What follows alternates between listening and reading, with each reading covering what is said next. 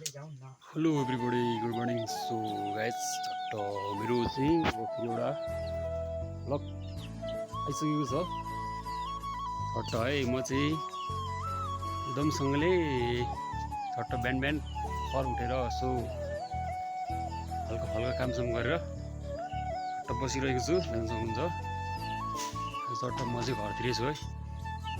चट्टसँग लगाएर हाम्रो चाहिँ आज बिहानीको खाजा भनौँ न यता यसो मकै पोलिँदैछ चट्ट दुध छ। चट्ट हाम्रो चाहिँ आज साउने 15 मनाउने कुरो भइरहेछ है। चट्ट लाएर हेर्न सक्नुहुन्छ।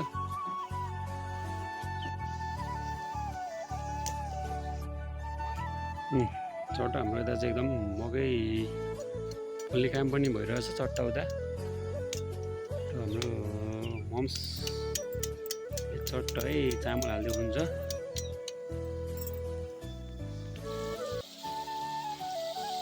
म चाहिँ फेरि अब एकदम मैले आफ्नै पारामा छु है। म चाहिँ टट्ट किराखुरा सक्छ होला त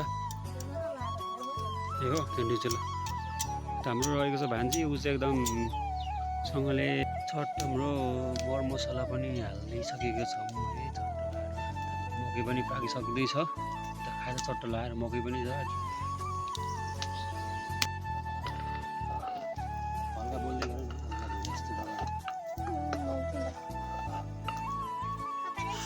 लास्टै गर्मी छ यार। घाम आगोमा बस्नु पनि गाह्रो छ नि हौ है। चट्ट हाम्रो चाहिँ पछाडि बाग्दै अहिले एकदम ब्रेकमा छु। म आइहाल्छु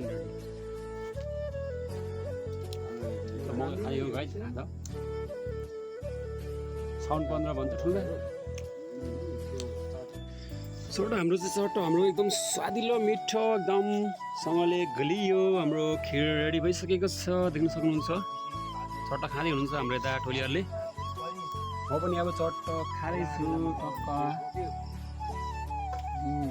मिठो खाँदो फेरि एकदम साउने 15 पनि हो। गाइस हाम्रो फादर सोड्दो हुनुहुन्छ।